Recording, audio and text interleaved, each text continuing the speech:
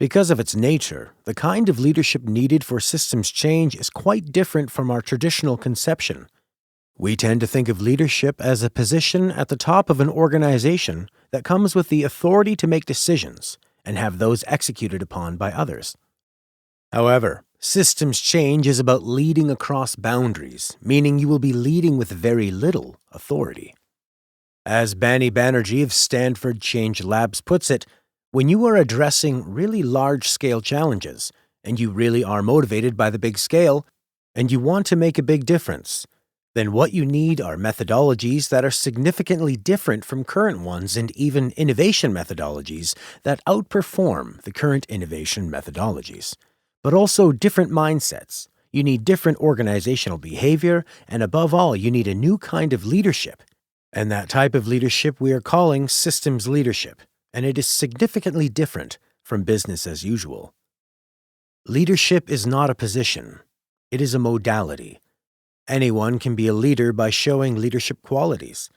This is particularly true with systems change, because the leaders of the new paradigm are unlikely to come from within the traditional positions of authority, as these are the ones who are most invested in the past, and thus least likely to be those to see and create the future.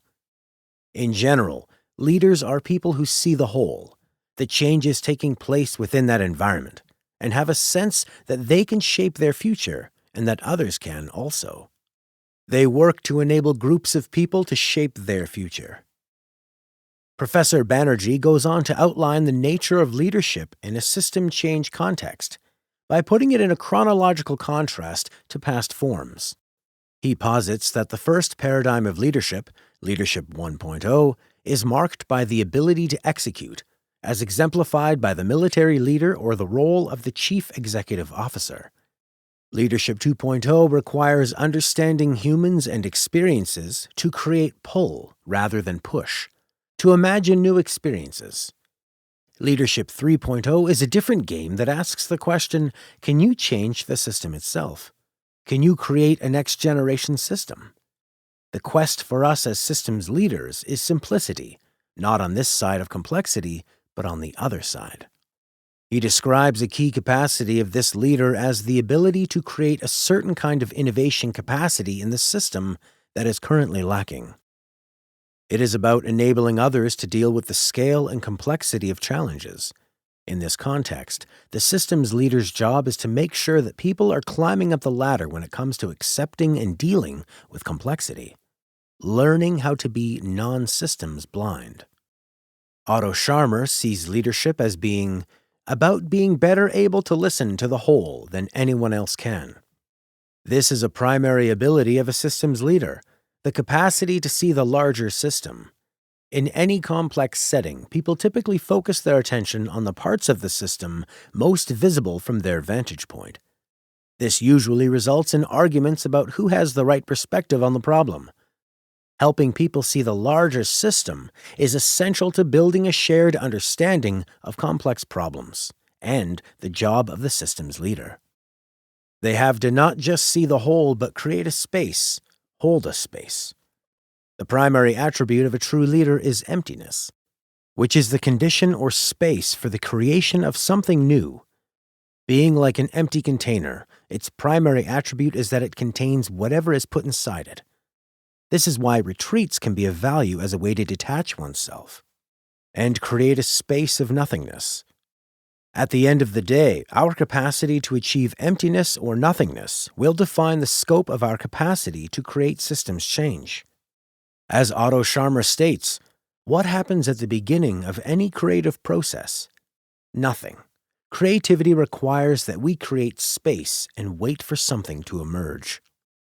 When a successful leader of the telecom industry was asked what she considered to be the essence of her leadership work, she responded, "I am facilitating the opening process so my team can sense and seize emerging opportunities as they arise from the fast-paced business environment we are operating in."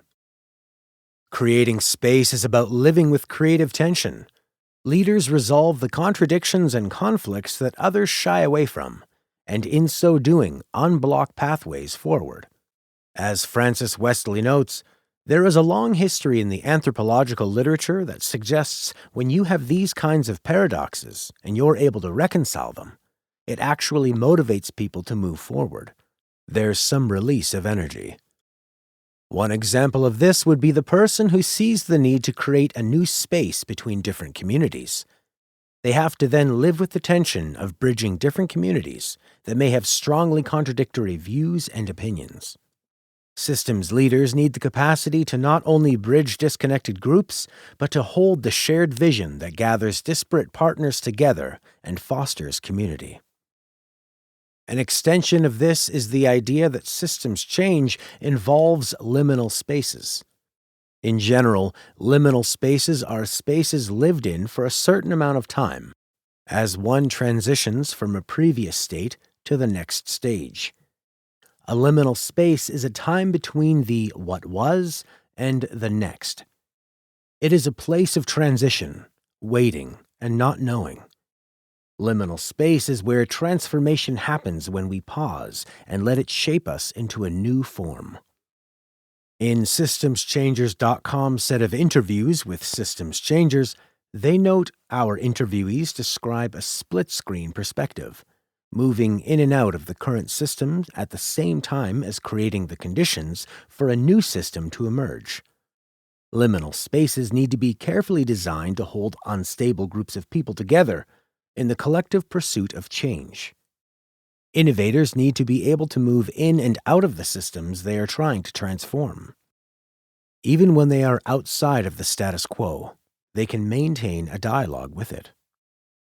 Likewise, to change the system, you have to recognize that you are part of it, and you are part of the problem. So often, our desires to change the system are rendered inert because we separate ourselves from it. Posit the problem over there. This is setting the conditions for avoiding systems change. Embracing it means embracing our place within the system, and our place as part of creating the problem, and living with that cognitive dissonance and contradiction within ourselves. We are not the good guys, the saviors. We, like others, are part of the problem and part of working through trying to change the conditions. Real change starts with recognizing that we are part of the systems we seek to change. The failures we seek to remedy also exist within us, as do the fears, distrust, doubt, etc. Part of living with the tension of liminal space is uncertainty. Systemic leaders are unafraid of the unknown. In fact, they embrace uncertainty. They are able to recognize points of intervention and function successfully in the face of complexity. They combine a will to understand systems with a recognition that they will always have to take action without complete knowledge. Leadership in a systems change context is a lot about responsibility. It is taking on some responsibility of trying to create a better system, stepping across the line and saying a better solution is possible. As Peter Seng notes, the verb to lead comes from an Indo-European root, leiden. It literally means to step ahead, to step across the threshold. Leaders take responsibility by redirecting attention from seeing that problems out there are in here. Systems leaders take on responsibility by trying to shift the collective focus from a mode of resistance and reactive problem-solving to change, to co-creating the future.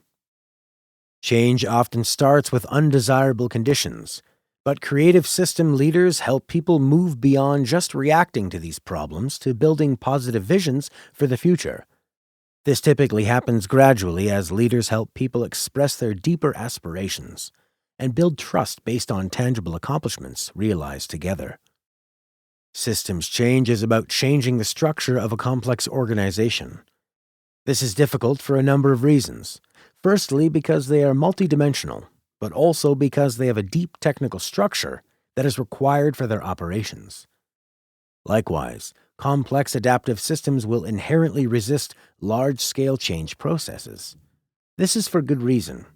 Such a change risks the survival of the system.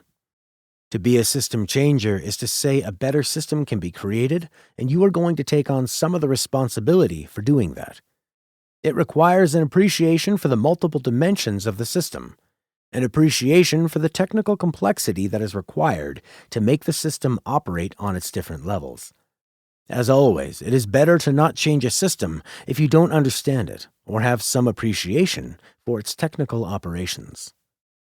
To lead the change, you need to be aware of the system on different levels, technical and non-technical, and to take some responsibility for making it work on those different levels.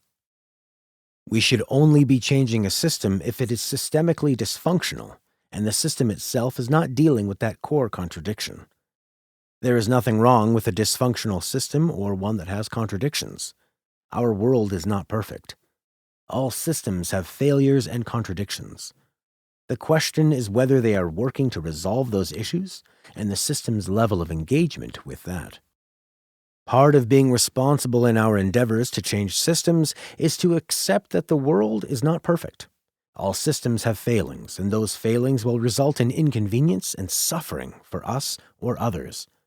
This is a good reason to try and improve the existing system, but it is not a good reason to change the system. Changing systems is dangerous, risky, and hugely demanding on resources. Don't do it unless it needs doing. The only valid reason to change a system is if it has deep contradictions that the current regime is not capable or not willing to deal with. And important to note here is that if that is the case, then the system is inherently unsustainable and will lead to its own downfall over time.